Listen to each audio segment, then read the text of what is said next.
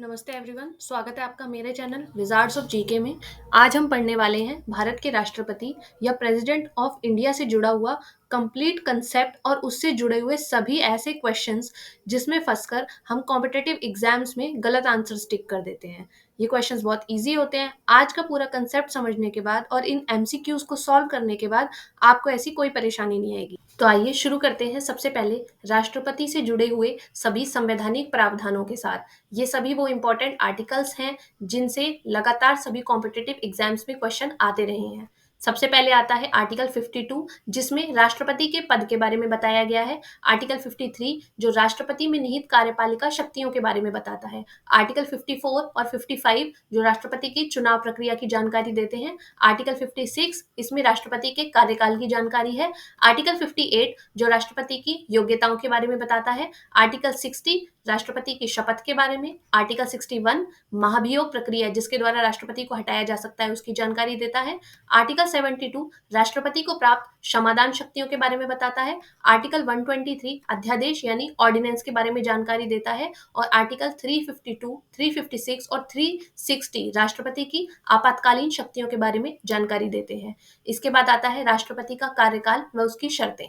राष्ट्रपति का कार्यकाल 5 वर्ष का होता है। उसे पुनः चुनाव द्वारा निर्वाचित किया जा सकता है, यानी एक बार यदि किसी भारत में कोई राष्ट्रपति बन जाते हैं तो वे पुनः चुनाव प्रक्रिया में भाग ले सकते हैं और कितनी भी बार राष्ट्रपति बन सकते हैं।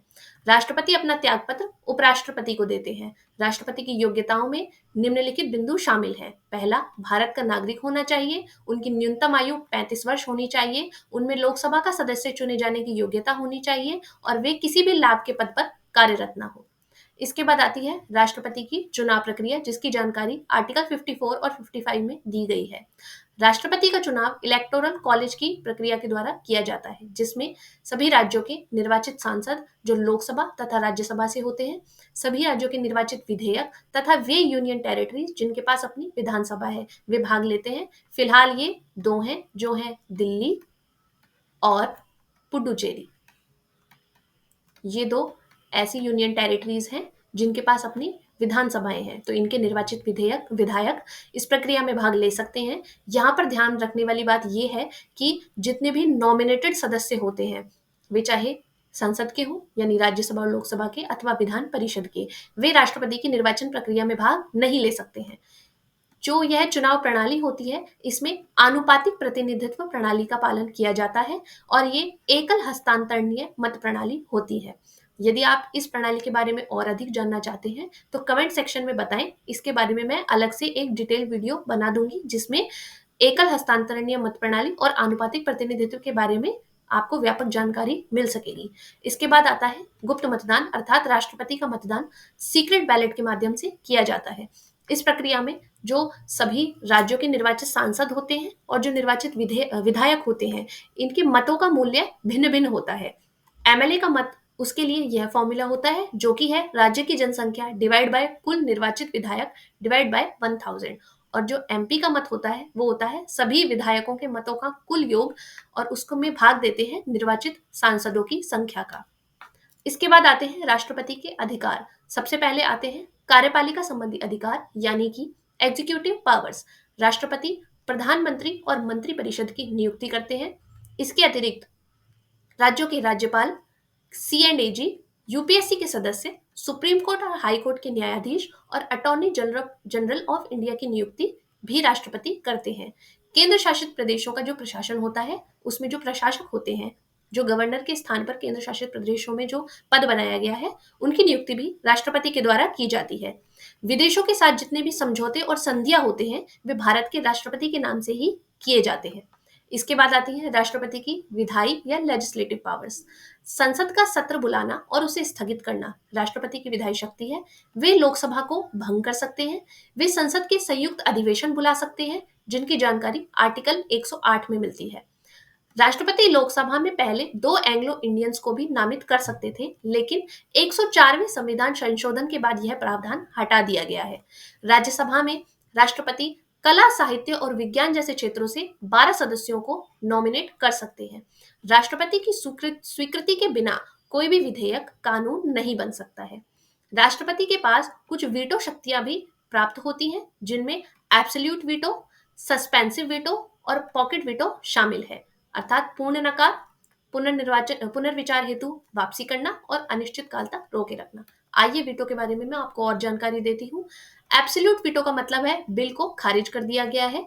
सस्पेंसिव वीटो का मतलब है कि राष्ट्रपति ने पार्लियामेंट को उस बिल को पुनर्विचार के लिए भेजा है, लेकिन यदि पार्लियामेंट दोबारा उस बिल को पास कर देती है तो राष्ट्रपति को उस पर स्वीकृति देनी पड़ती है।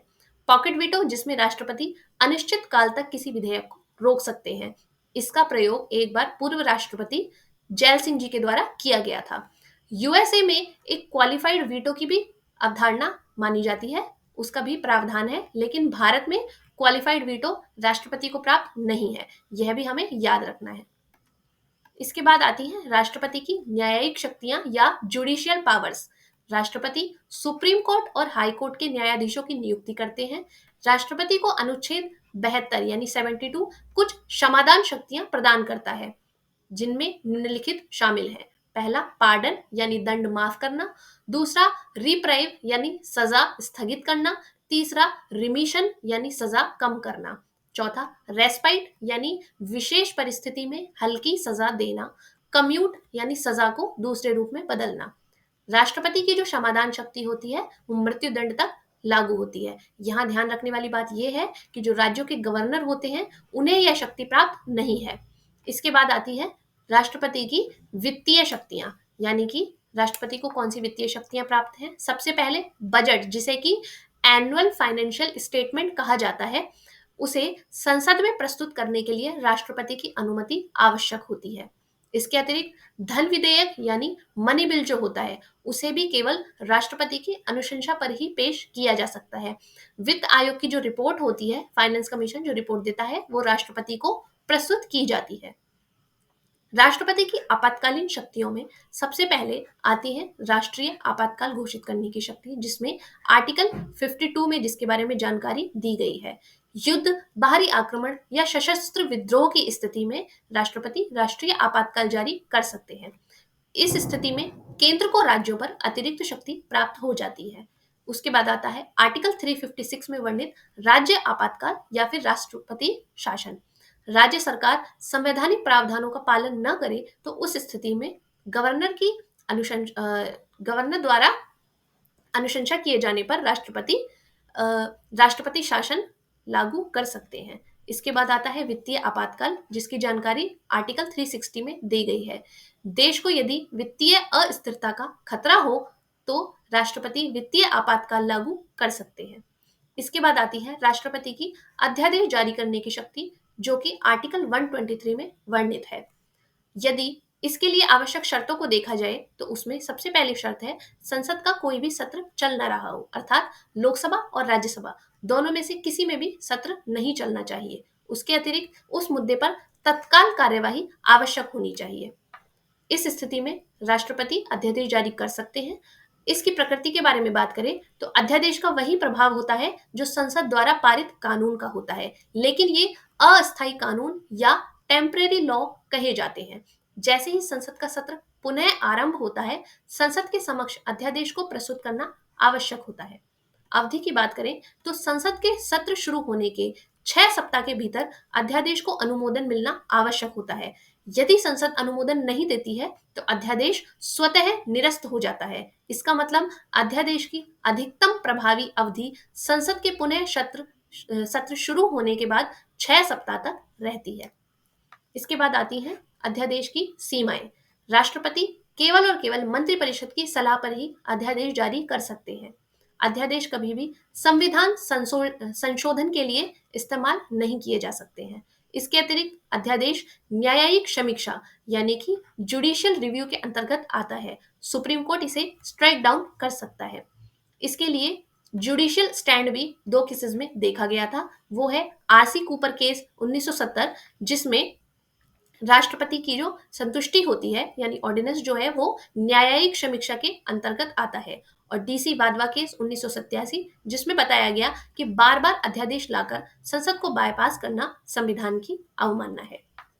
यहाँ पर मैंने राष्ट्रपति के अधिकार, जिसमें कार्यपालिका, विधायी, न्यायिक, वित्तीय और आपातकालीन शक्तियां शामिल हैं, उनका एक चार्ट बना दिया है। आप या तो इसका स्क्रीनशॉट ले लीजिए या फिर इसे अपने नोट्स में नोट कर लीजिए। यह आपके लिए आगामी कॉम्पिटिटिव एग्जाम्स में बहुत ही यूजफुल रहने वाला है।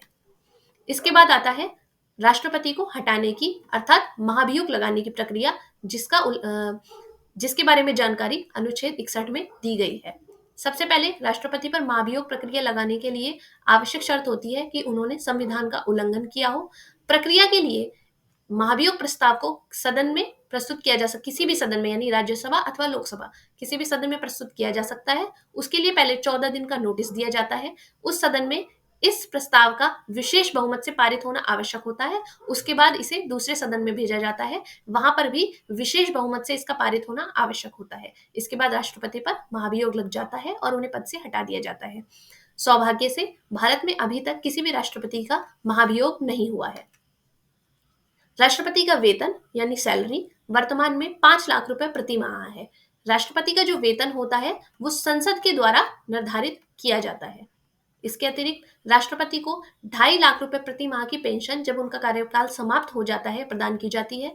इसके अतिरिक्त मुफ्त सरकारी आवास, कार, सुरक्षा, यात्रा, मेडिकल और स्टाफ की सुविधा उन्हें दी जाती है। सबसे इंपॉर्टेंट बात, राष्ट्रपति का जो वेतन होता है वो टैक्स फ्री होता है, यानी उस पर इनकम टैक्स नहीं लगता है। अब इसमें कुछ इंपॉर्टेंट ट्रिकी फैक्ट्स हम पढ़ने जा रहे हैं जिन पर बहुत सारे एग्जाम्स में क्वेश्चन पूछे जाते रहे हैं। मनी बिल जो होता है वो मनी बिल है यानी धन विधेयक है। इसका फाइनल डिसीजन स्पीकर का होता है, लेकिन मनी बिल को संसद में प्रस्तुत करने के लिए पहले प्रेसिडेंट की सहमति आवश्यक होती है। प्रेसिडेंट पार्लियामेंट का हिस्सा होता है। पार्लियामेंट के 3 भाग होते हैं जिसमें लोकसभा, राज्यसभा और राष्ट्रपति शामिल हैं। प्रधानमंत्री का चुनाव सीधे जनता द्वारा नहीं किया जाता है, बल्कि राष्ट्रपति द्वारा किया जाता है। जो भी मेजॉरिटी पार्टी होती है या गठबंधन में जो पार्टी होती है उसका जो नेता होता है उसे राष्ट्रपति प्रधानमंत्री के रूप में नियुक्त करते हैं। इस प्रकार प्रेसिडेंट जो होता है वो देश का डी जूरी हेड और पीएम डी फैक्टो हेड होता है, यानी वास्तविक जो प्रमुख होता है राष्ट्र का वह प्रधानमंत्री होता है। प्रेसिडेंट केवल संवैधानिक प्रमुख होता है। गवर्नर जो होता है यानी राज्यपाल राज्य का कॉन्स्टिट्यूशनल हेड होता है और उनका रिमूवल केवल राष्ट्रपति द्वारा किया जा सकता है। यहाँ पर कुछ इंपॉर्टेंट 1 लाइनर क्वेश्चंस हैं जो आपके लिए बहुत यूजफुल होंगे। आइए इन्हें पढ़ते हैं। सबसे पहला, राष्ट्रपति के चुनाव में कौन शामिल नहीं होता है? नहीं यानी जो मैंने आपको बताया था, जितने भी नामित सदस्य होते हैं वे इसमें भाग नहीं लेते हैं। वे चाहे संसद के हों यानी लोकसभा और राज्यसभा के, अथवा किसी राज्य की विधानसभा के। इसके बाद आता है राष्ट्रपति पद की न्यूनतम आयु जो कि है 35 वर्ष। राष्ट्रपति का चुनाव किस सिस्टम से होता है? वो क्या क्या सिस्टम थे? एक तो सिंगल ट्रांसफेरेबल वोट और प्रोपोर्शनल रिप्रेजेंटेशन यानी एकल संक्रमणीय मत प्रणाली और आनुपातिक प्रतिनिधित्व। इसमें इसके द्वारा राष्ट्रपति का चुनाव किया जाता है। राष्ट्रपति का चुनाव कौन कंडक्ट करता है? तो उसका आंसर होगा इलेक्शन कमीशन ऑफ इंडिया, यानी भारत का चुनाव आयोग जो होता है वो राष्ट्रपति का चुनाव करता है। राष्ट्रपति की वेतन राशि तय करने का अधिकार किसे है? पार्लियामेंट को। कौन सा बिल राष्ट्रपति की सहमति के बिना रिटर्न नहीं कर सकते हैं, यानी प्रस्तुत भी नहीं किया जा सकता है और रिटर्न भी? वो है मनी बिल यानी धन विधेयक। पॉकेट वीटो का प्रयोग पहली बार किसने किया था? तो वो है ज्ञानी जैल सिंह। ऑर्डिनेंस कितने समय तक वैलिड रहता है? तो वो होता है संसद का सत्र पुनः प्रारंभ होने के 6 हफ्ते बाद तक। उसके अंदर अंदर ही संसद द्वारा उसे अनुमोदन दिया जाना आवश्यक होता है, अन्यथा वह स्वतः निरस्त हो जाता है। राष्ट्रपति का इम्पीचमेंट किस आधार पर किया जा सकता है? तो मैंने आपको बताया था, संविधान का उल्लंघन करने पर। इसके बाद आता है कि इमरजेंसी के दौरान राष्ट्रपति का रोल कौन करते हैं? तो राष्ट्रपति जो होते हैं वो फॉर्मल हेड होते हैं। वास्तविक जो शक्ति होती है वो मंत्री परिषद के पास होती है। इसके बाद अगर राष्ट्रपति 14 दिन तक बिल पर एक्शन न ले तो उस स्थिति में उसे क्या कहा जाता है? पॉकेट वीटो, यानी वो उसे अनिश्चित काल तक रोक सकते हैं। क्या राष्ट्रपति गवर्नर को डिसमिस कर सकते हैं? तो आएगा हाँ। प्रेसिडेंट जो होते हैं वो गवर्नर को अपॉइंट भी कर सकते हैं और रिमूव भी कर सकते हैं, लेकिन इसके लिए उन्हें मंत्री परिषद की सलाह मिलना आवश्यक होता है। क्या राष्ट्रपति लोकसभा स्पीकर को रिमूव कर सकते हैं? तो इसका आंसर होगा नहीं। स्पीकर केवल हाउस के द्वारा रिमूव किया जा सकता है।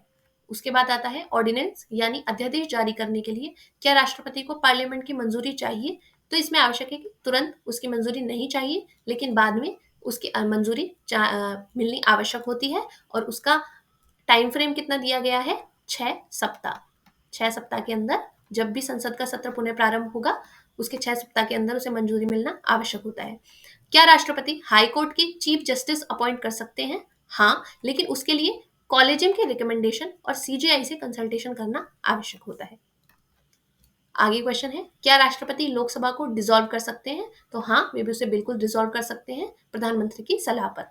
क्या राष्ट्रपति प्रधानमंत्री को बिना शर्त हटा सकते हैं? तो इसका उत्तर होगा नहीं, केवल यदि प्राइम मिनिस्टर के पास लोकसभा का कॉन्फिडेंस ना हो, उसी कंडीशन में राष्ट्रपति पीएम को हटा सकते हैं। क्या राष्ट्रपति इलेक्शन कमीशन की रिकमेंडेशंस को रिजेक्ट कर सकते हैं? तो इसका जवाब होगा नहीं, यह अधिकार राष्ट्रपति को प्राप्त नहीं होता। क्या राष्ट्रपति पार्लियामेंट सेशन बुलाने से मना कर सकते हैं? तो इसमें होगा नहीं, उन्हें यह केवल फॉर्मल अप्रूवल के लिए ही अधिकार प्राप्त है, इसके अतिरिक्त उनके पास अधिकार नहीं है। तो देखिए, इस तरीके से हमने राष्ट्रपति का पूरा कंटेंट भी पढ़ा और उस पर कुछ इंपॉर्टेंट ट्रिकी फैक्ट्स को भी पढ़ा। तो मेरा वीडियो अच्छा लगा तो इस वीडियो को लाइक करें, इस चैनल को सब्सक्राइब करें और बेल आइकन दबाएं। साथ ही कमेंट सेक्शन में बताएं कि आगे और आप मुझसे किस टॉपिक पर वीडियोस चाहते हैं। Thank you very much.